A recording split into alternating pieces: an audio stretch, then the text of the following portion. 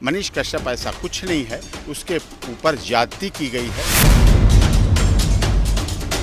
थोड़ी सी गलती की और आपने देश का सबसे बड़ा कानून रासुका लगा दिया, एनएसए लगा दिया, जो कि पूरी तरह से गलत है। विचारों के अभिव्यक्ति की आज़ादी नहीं है मिलेगी तो देश का लोकतंत्र खतरे में हो जाएगा। राष्ट्रीय सुरक्षा से संबंधित जब मामला हो तो ऐसे में एनएसए लगाया जाता है। मनीष कश्यप एक पत्रकार है, निष्पक्ष, निडर, निर्भीक पत्रकार है, पत्रकारिता के रूप में काम कर रहा है। तो ऐसे में उसके साथ ऐसी घटना होना ये देश की पत्रकारिता के लिए गलत है। सत्य परेशान हो सकता है लेकिन पराजित नहीं हो सकता। मनीष कश्यप के साथ न्याय होगा, हमें माननीय सर्वोच्च न्यायालय से भी न्याय मिलेगा, तमिलनाडु से भी न्याय मिलेगा और बिहार से भी न्याय मिलेगा। पत्रकार जो मीडिया चौथा स्तंभ है वो मजबूत था, मजबूत है और मोदी जी के शासनकाल में और मजबूत रहेगा।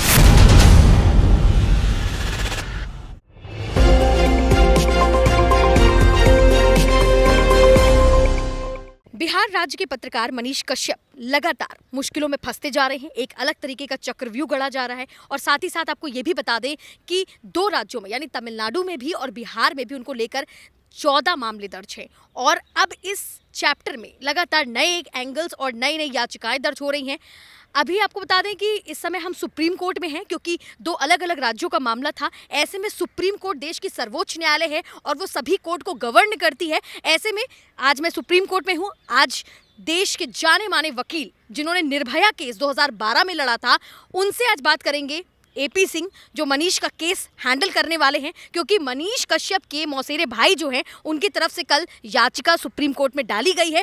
अब इसको लेकर क्या ताना बाना है, क्या कानूनी दांव पेच है, ये सब जानने की कोशिश करेंगे हम एडवोकेट एपी सिंह से। तो सीधे आपका रुख हम एपी सिंह से करवाएंगे। तो पत्रकार मनीष कश्यप को लेकर अभी दो राज्यों यानी तमिलनाडु पुलिस और साथ ही साथ बिहार पुलिस लगातार अपडेट हम आपको अपने चैनल के माध्यम से दे रहे थे और दिखा रहे थे किस तरीके से दो राज्यों में 14 मामले दर्ज हुए थे। लेकिन अब कल की तारीख में एक नया मोड़ ये आया है कि देश की सर्वोच्च न्यायालय सुप्रीम कोर्ट के एडवोकेट इनका केस हैंडल कर रहे हैं। आज उन्हीं के साथ हम यहाँ पर मौजूद हैं।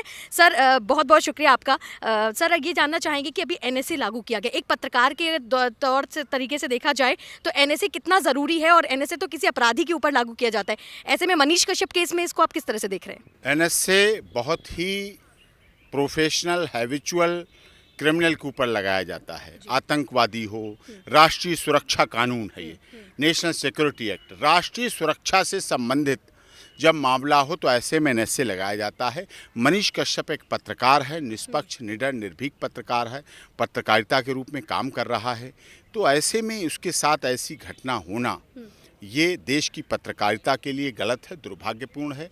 उसके ऊपर इकोनॉमिक ऑफेंस यूनिट का केस लगाया गया, साइबर क्राइम ने लगाया, पटना में केस रजिस्टर्ड हुए, बिहार में रजिस्टर्ड हुए, मदुरई में हुए, तमिलनाडु में हुए, कितनी जगह केस रजिस्टर्ड हुए। 1 महीना हो गया उसे पीसी रिमांड में घूमते घूमते, 1 महीना। अब उस पर जब यहाँ कल मैंने सुप्रीम कोर्ट में पिटीशन फाइल की, उसके बाद क्या होता है, उसके बाद उस पर आज रासुका लगा दिया। जिस तरीके से एनएसए लगा है तो जाहिर सी बात है जमानत जल्दी नहीं मिलेगी क्योंकि अब बिहार में जिस तरीके से बिहार बंदी और कई सारे ऐसे परिदृश्य हमारे सामने आ रहे थे कि उनके जो फैंस हैं, जो उनका जो यूट्यूब चैनल उनकी पत्रकारिता को समर्थन दे रहे हैं, ऐसे में एनएसए लगने पर जो है जमानत जो है टल सकती है, काफ़ी टाइम के लिए डिले हो सकती है। नहीं, देखिए जमानत में प्रॉब्लम आएगी। बड़ी केस है रासुका, राष्ट्रीय सुरक्षा कानून, क्योंकि देश की सुरक्षा। लेकिन माननीय सर्वोच्च न्यायालय कई मामलों में कह चुका है कि हम दुनिया के सबसे बड़े लोकतंत्र हैं और अगर कोई बात कोई बोलेगा नहीं, कहेगा नहीं, विचारों के अभिव्यक्ति की आज़ादी नहीं है मिलेगी तो देश का लोकतंत्र खतरे में हो जाएगा। अगर एक ही बात सब कहने वाले हो जाएंगे तो लोकतंत्र नहीं बचेगा। इसलिए विपक्ष भी होना चाहिए, सच्चाई भी आनी चाहिए, विरोध भी आना चाहिए। ये देश के लोकतंत्र के लिए, देश के विकास के लिए तभी अच्छा है। और माननीय मोदी जी तो कहते हैं सबका साथ, सबका विकास, सबका विश्वास, सबका भरोसा, ये कहते हैं। तो जब ऐसा कह रहे हैं तो उसके साथ होना चाहिए। क्या ये सत्य नहीं है कि इस देश में जातिवाद, क्षेत्रवाद, भाषावाद, संप्रदायवाद अपने बहुत पैर पसार चुका है? मोदी जी अब उसको लगे हैं सही करने में। लेकिन क्या ये सही नहीं है? हिंदी भाषी लोगों के साथ आसाम में दुर्व्यवहार होता है, हिंदी भाषी लोगों के साथ तमिलनाडु और वहाँ गलत होता है। ब्राह्मण लोगों के साथ जम्मू कश्मीर में श्रीनगर में हत्याएं होती हैं, प्रवासी लोगों के साथ बहुत गलत होता है। प्रवासी होना गुनाह नहीं है। कोई आज यहाँ का रहने वाला दूसरी जगह जा रहा तो वो प्रवासी है। प्रवासी देखिए, माननीय मोदी जी गुजरात के रहने वाले, वाराणसी में चुनाव लड़े, जीते, जनता ने समर्थन दिया, तो वो वहाँ के प्रवासी हैं, वहाँ के रहने वाले हैं। लेकिन उनके साथ ऐसा कुछ नहीं। हमारे देश में पत्रकारिता को जीवंत रखने के लिए, ज्वलंत रखने के लिए, लोकतंत्र को सच और सही रखने के लिए ये बहुत आवश्यक हो जाता है कि पत्रकारिता के आधार पर ये हो और विषय बने और लोगों की पत्रकारिता के द्वारा आवाज़ पहुँचे, सच्चाई पहुँचे, सत्यता पहुँचे, राजनेताओं को उनका आईना दिखाया जा सके। सत्ता में बैठे लोगों को, आम गरीब, दलित, शोषित, पीड़ित, मजदूर, मजलूम की आवाज़ नहीं सुनाई देती है तो वो उसको दिखाई दे, सुनाई दे। सर, जैसा कि ये जो रासुका टर्म है, ये 3 हफ्ते की मतलब 3 महीने की गिरफ्तारी साफ तौर पे नजर आ रही है, तो क्या ऐसा हो सकता है कि 1-2 साल की जेल भी इनको हो जाए? क्योंकि जिस तरीके से इनके ऊपर एनएसए लगा है तो कहीं ना कहीं आपराधिक श्रेणी में ये आते हैं, तो क्या लगता है कि ये जो है अवधि बढ़ सकती है, 1-2 साल की जेल भी इसमें हो सकती है? नहीं, सत्य परेशान हो सकता है लेकिन पराजित नहीं हो सकता, पराजित नहीं होगा। मनीष के साथ लोगों की जनभावनाएं हैं, इस देश के लोगों का प्यार है, पत्रकारिता से जुड़े हुए लोगों का भावना है, भाव है, और मनीष कश्यप के साथ न्याय होगा। हमें माननीय सर्वोच्च न्यायालय से भी न्याय मिलेगा, तमिलनाडु से भी न्याय मिलेगा और बिहार से भी न्याय मिलेगा। लालू यादव के पुत्र हैं तेजस्वी यादव, राबड़ी देवी जी मुख्यमंत्री रहीं, लालू यादव जी मुख्यमंत्री और रेल मंत्री रहे, आंदोलन से निकले हुए नेता हैं। मुझे नहीं लगता, हाँ मनीष कश्यप की कुछ गलती थोड़ी ये रही, उसने पत्रकारिता से हट के एक बात कह दी, हम बिहार सरकार गिरा सकते हैं, हम तेजस्वी को मुख्यमंत्री नहीं बनने देंगे। ये चीज़ें कुछ अच्छी नहीं थी। निष्पक्ष होना चाहिए आदमी, पत्रकार को पत्रकारिता करनी चाहिए, राजनीतिक लोगों को राजनीति करने देना चाहिए। पत्रकारिता अलग है, वो करना चाहिए। तो इस तरह से ऐसा उचित नहीं हुआ था। लेकिन ककड़ी के चोर को आप कटारी से नहीं काट सकते, इतना गलत नहीं कर सकते जो उसने छोटी सी गलती की, थोड़ी सी गलती की और आपने देश का सबसे बड़ा कानून रासुका लगा दिया, एनएसए लगा दिया, जो कि पूरी तरह से गलत है। सर, एक एडवोकेट होने के नज़रिए से आप इस केस को कैसे देखते हैं? क्योंकि दिन पर दिन नए चैप्टर, नए अध्याय, नए एंगल्स इसमें जुड़ रहे हैं। आपने निर्भया केस भी लड़ा था और अब आपके लिए एक बहुत बड़ी चुनौती मनीष कश्यप केस को लेकर है। तो ऐसे में आपको क्या लगता है, इस केस में क्या कुछ दांव पेच आएंगे, क्या कुछ नए एंगल्स आएंगे और कितना चैलेंजिंग होगा एज एन एडवोकेट इस केस को हैंडल करना? नहीं, चुनौती नहीं है। मैंने हाथरस केस भी लड़ा।